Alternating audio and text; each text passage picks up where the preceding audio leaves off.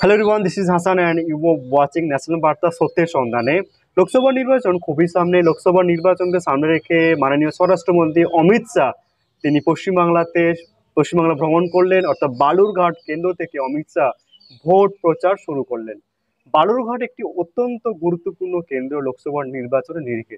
সুকান্ত মজুমদার এই কেন্দ্রের প্রার্থী এবং সুকান্ত মজুমদারকে সামনে রেখে Amit Shah Paschimbangla ruling government TMC কে একাধিক এবং বারবার আক্রমণ করেছেন। তিনি 370 কথা বলেছেন, কাশ্মীরের কথা বলেছেন, সন্দেশখালীর কথা বলেছেন, নারী নির্যাতনের কথা বলেছেন, দুর্নীতির কথা বলেছেন। কিন্তু প্রকৃত অর্থে আরেকটি গুরুত্বপূর্ণ কথা তিনি বলেছেন যে তিনি এর আগে বঙ্গ সফরে পশ্চিমবাংলার 42টি আসনের মধ্যে 35টি আসনের আঁকড়া বেঁধে দিয়েছিলেন। এবারে কিন্তু সেই আঁকড়াকে তিনি কমিয়ে ফেললেন। তিনি কেন কমালেন আমি এই ভিডিওতে আলোচনা করব। তিনি কেন কমালেন? একাধিক কারণ হতে পারে। একাধিক কারণের মধ্যে অন্যতম কারণ কি এটা হতে পারে যে বিজেপি গোষ্ঠীদ্বন্দ্ব। বিজেপি প্রার্থী তালিকা প্রকাশ করতে পারছে না, এক। দ্বিতীয় কারণ এটা হতে পারে যে অমিত শাহ বুঝে গেছেন যে পশ্চিমবাংলার মানুষ বিজেপিকে সে অর্থে চাইছে না বা বিজেপিকে সে অর্থে পছন্দ করছে না, দুই।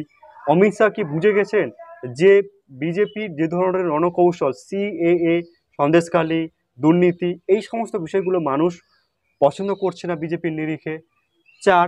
বিজেপি অমিত শাহ কি বুঝে গেছেন যে পশ্চিমবাংলার যে নেতৃত্ব, কেন্দ্রীয় নেতৃত্ব বা মোদি ম্যাজিক বা অমিত শাহ ম্যাজিক কাজ করছে না, তার ফলে বিজেপি অবস্থা আগের থেকে অবনতি হয়েছে।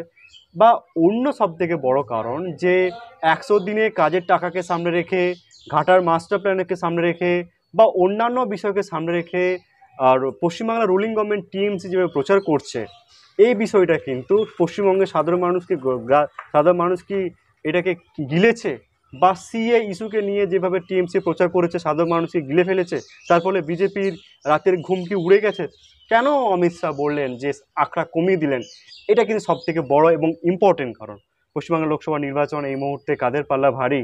বালুরঘাট কেন্দ্র থেকে সুকান্ত মজুমদারকেও সামনে রেখে বিজেপি কেন্দ্রীয় নেতৃত্ব আক্রমণ করেছিলেন। আগে তিনি বলেছিলেন যে সুকান্ত মজুমদার আগে বালুরঘাটে জয়লাভ করে দেখান, অর্থাৎ বিজেপির নেতৃত্ব তাকে এই আক্রমণ করেছেন আগে।